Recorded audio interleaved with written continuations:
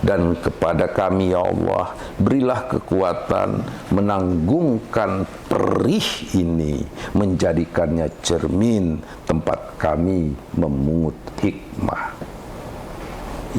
Puisi ini yang saya baca di Metro TV.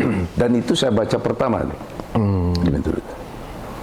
Padahal baru mendapatkan gambaran sepintas aja, belum sepintas, sepintas. mendapatkan cerita, begini ternyata begini, wah ternyata dahsyat. Yang saya lihat itu secara visual itu menggambar di televisi itu. Itu yang di Lok Sumawe baru muncul kan? Belum yang gulungan air ini kan? Ya belakangan, tapi dalam waktu yang tidak terlalu lama sudah mulai muncul. Tapi informasi pertama yang saya komunikasi itu di cerita di Lok Sumawe. Dan televisi memang menyiarkan pertama yang di Lok Sumawe itu. Baru kemudian tidak berapa lama sebetulnya selangnya, baru muncul. Setelah sampai Cut Putri, dia kan dibawa pesawat dulu, baru nyampe ke Metro TV kan muncul itunya. Pesawatnya Pak JK yang berisi Pak Ajwar dan lain-lain. Menteri Kesehatan ada semua itu di situ. Sudah datang. Ini mulai turunnya luar biasa ini ke peristiwa ini.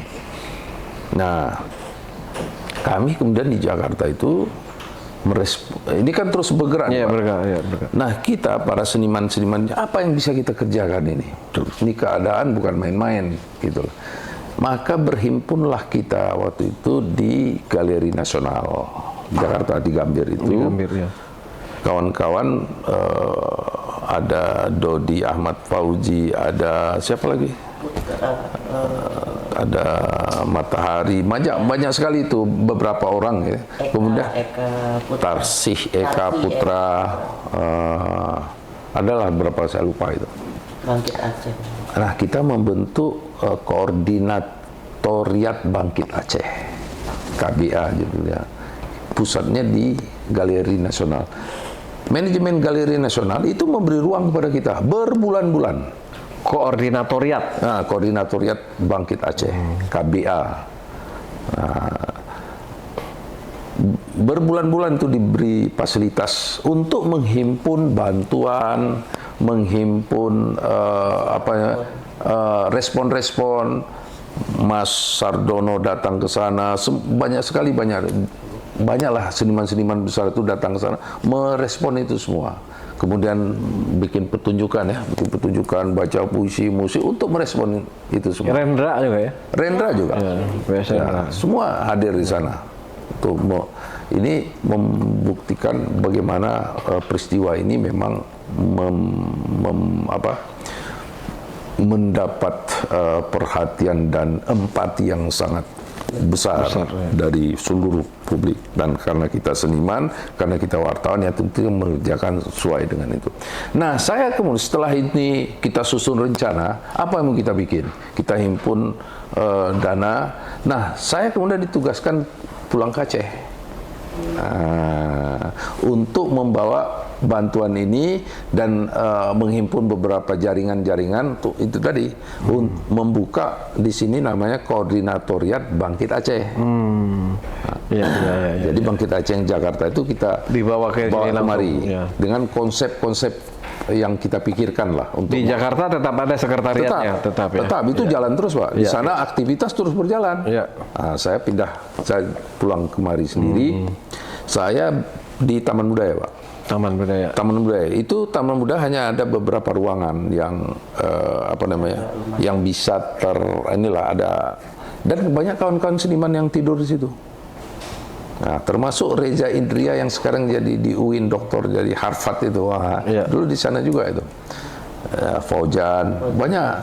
Nah, disitulah kita bentuk Koordinatoriat Bangkit Aceh, diketuai oleh Kostaman. Kostaman nih mengkoordinir, karena kan orang-orang mulai datang, mereka mau menyampaikan bantuan, kan tidak mungkin diterima satu orang per orang kan gitu. Dan khusus waktu itu kita memang cara seniman pertama harus kita pulihkan, itu kan kawan-kawan seniman juga kan mengalami peristiwa itu. Mereka trauma. Ada itu kawan Yusuf Bombang itu, sampai tidak berani dia tidur di dalam rumah, dia hanya berani tidur di mobil. di lapangan terbuka, di luar ruangan, tapi di mobil dia tidur. Karena takut kan? Karena itu tadi memang wajib trauma betul. Zikir keliling. Nah, kemudian itulah salah satu program kita melakukan zikir ubat hati namanya.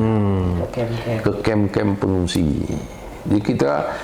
Jadi siapa yang mengisi zikir? Ya kawan-kawan seniman yang menjadi korban ini tadi. Ada Yusuf Bombang, ada siapa lagi, si Dekna, ada Fauja, ada si Reja, banyak itu. Kayak apa zikir itu, Bang? Kita berzikir, Pak. Ya, berzikir. Jadi rombongan kita ini datang ke kamp pengungsian misalnya di Matai, bawa mobil, bawa lampu petromak sendiri, bawa sound sendiri, pergi ke sana. Nah, minyaknya dari mana, kan begitu pertanyaannya. Minyak ini, ongkos biaya inilah yang kita kumpulkan yang di Jakarta tadi. Nah, jadi saya bawa uangnya ini untuk kegiatan kawan-kawan di sini agar kawan-kawan juga mendapatkan sambil memulihkan diri sendiri. Ada aktivitas. Cuma kan perlu hidup juga. Jadi kita bayarkan honornya, kita bayarkan itu uangnya dari situ. Nah, itulah kita berkeliling setiap malam, saya kira waktu itu berkeliling seperti orang sandiwara keliling itu, Pak. Ke kamp-kamp gitu ya? Ke kamp-kamp pengungsian. Pakai mobil Yusuf Bombang nih. Dan semuanya semangat. Dan acaranya adalah di sana kita berzikir, kemudian baru baca syair-syair tentang membangkitkan semangat bahwa ini memang takdir kita, begitu-gitulah isi syair dalam bahasa Aceh. Kemudian ada yang merespon dengan mainkan rapai, ada macam-macam lah. Tapi tidak ada alat-alat elektronik, itu tidak ada. Jadi memang zikir dan alat musik yang kita toleransi itu rapai. Di luar itu tidak ada, main gitar itu tidak ada. Jadi itu yang kita lakukan saya kira hampir seluruh kamp pengungsian. Seluruh kamp, keliling pokoknya. Pak.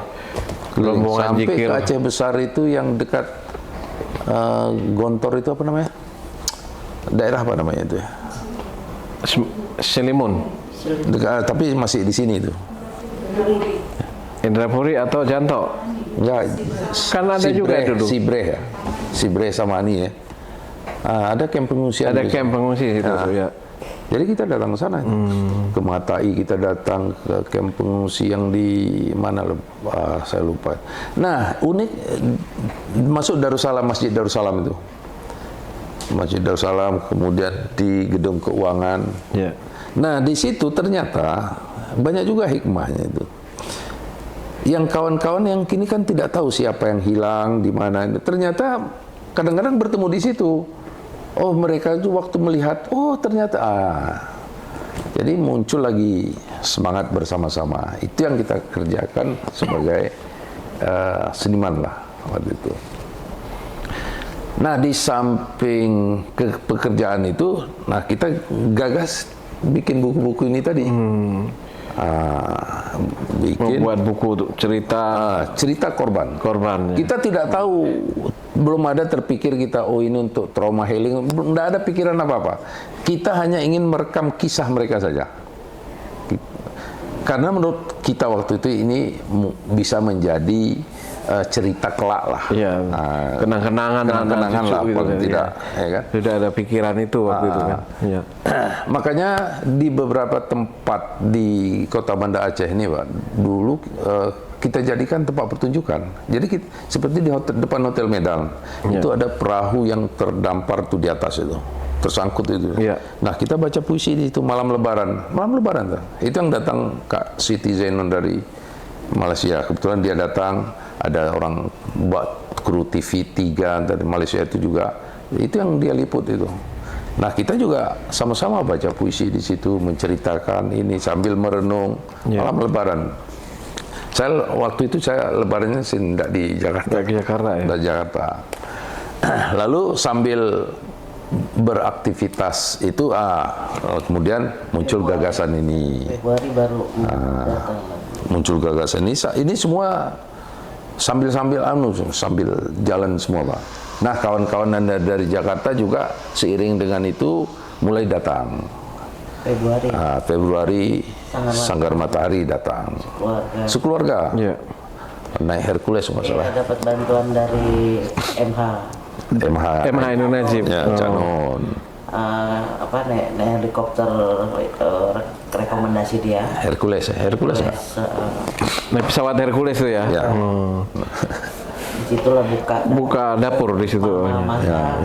Sama anak-anak didik Papa KSS ya, komunitas seni selawat, yang kebetulan bulan Agustus 2004 itu Papa jadi narasumber di Balai Bahasa untuk kegiatan Bengkel Sastra. Nah ternyata selesai agenda itu Papa masih terus merangkul adik-adik di sini. Itulah komunitas seni selawat. Nah dengar kabar Desember tsunami, terus Pak Fikar berangkat, mendapat informasi juga Pak Fikar kuat sekali Papa mau kemari karena memang keluarga besar Papa pun yang di Ulele hilang. Korban juga. Oh, Papa itu orang Aceh juga? Papa itu dulu pernah menjadi kepala sekolah pelayaran. Dan bapaknya kepala pelabuhan bebas Ulele. Almarhum Opa itu adalah kepala pelabuhan Ulele. Sementara Papa pernah menjabat kepala sekolah pelayaran di Ulele. Waktu itu masih bebas abang ya bang. Jadi begitu kegiatan ini, tapi Papa juga seniman. Walaupun dia di pelayaran, dia juga. Makanya boleh nikah sama Bang Fikar itu karena seniman juga kan? Sama. Enggak, maksudnya prosesnya tuh cepat gitu. Iya, kalau yang lain barangkali tes kompetensi dulu ya Bang ya.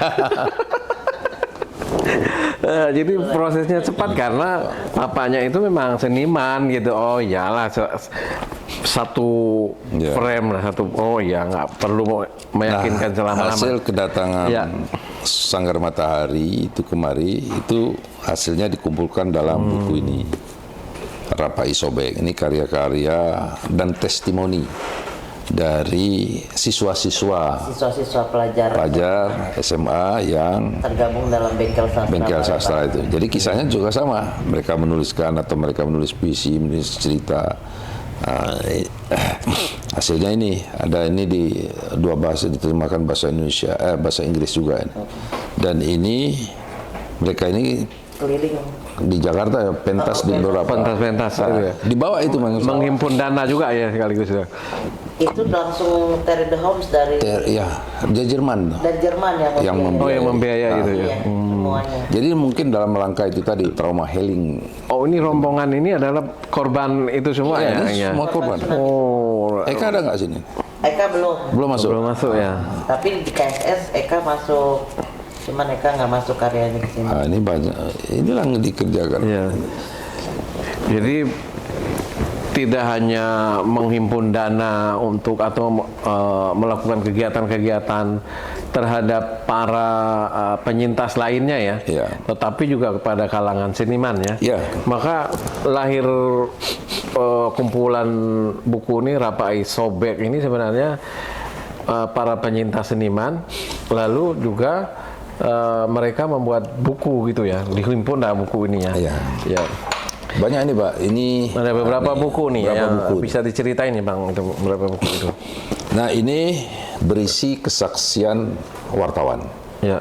Jadi ini wartawan Aceh yang mengalami peristiwa tsunami. Dan ini yang mewawancarai dan lain sebagainya itu Bang Fikar semua ini ya? Oh bukan, ada yang saya wawancari, ada beberapa, ada yang mengirim mereka. Artinya ini atas inisiatif Bang Fikar yang punya pikiran seperti ini. Kemudian beberapa mengkoordinir wartawan untuk wawancara. Kita hubungi wawancara, kita wawancarai atau mereka tulis sendiri kisahnya, kirim ke kita kemudian diterbitkan. Ini wartawan-wartawan, kawan-kawan wartawan ini sebagian besar masih di Aceh ini. Nah, waktu itu wartawan-wartawan yang jadi korban itu ada almarhum nih Najmuddin Umar nih, wartawan Kompas, Sahrul Rahman Seram Indonesia, Rajali Idris Seram Indonesia, Muhammad Rokan Seram Indonesia, Kerta Gusti Seram Indonesia, Erwian Safri Seram Indonesia, Aswin F Coki TVRI NAT, Kemudian ada Tondi Rizal Putra, Seram Indonesia, Eris Mawati, Seram Indonesia, Muharram M. Nur, Tabloid Kontras, Said Alwi, Seram Indonesia, Ridwan Ishak, Seram Indonesia, M. Rizal, Seram Indonesia, Taufan Nugraha, KBR 68H, Safwan Analisa, M. Amin, Medianat, Ismail MK, Majalah Detektif dan Spionase, M. Saleh, Harian Barisan Baru Medan. Ada 18 wartawan yang dalam peristiwa itu menjadi... Ini yang jurnalis, yang ini lagi apa Bang? Yang bawa Aceh 89 itu apa Bang? Itu jurnalis, cerita para jurnalis pada saat mereka korban. Ya. Ini cerita para seniman. Iya. Nah, kemudian aktivitas-aktivitas yang saya sampaikan tadi, zikir, obat hati tadi yang di camp-camp. Ya. Nah, ini ini yang di Jakarta.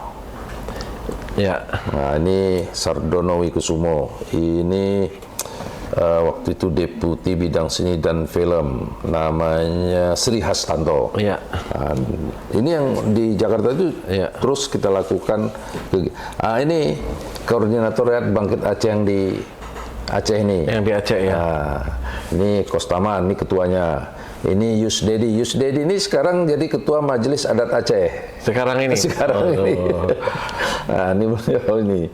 Ini penyiar di TVRI Aceh TV ini. Iya. Mereka semua masih ada ya sekarang ya? Masih ada yang sudah meninggal itu ini, Anton Kiting yang di Aceh. Kemudian yang Bang ini yang di PD. Oh iya, meninggal. Nah, ini cerita dan karya para seniman tentang ini mobil yang saya ceritakan tadi. Yang buat jalan-jalan dia. Jalan. Ini mobil Yusuf Bombang. Oh, ini nih mobilnya lihat nih kayak gini. Ya.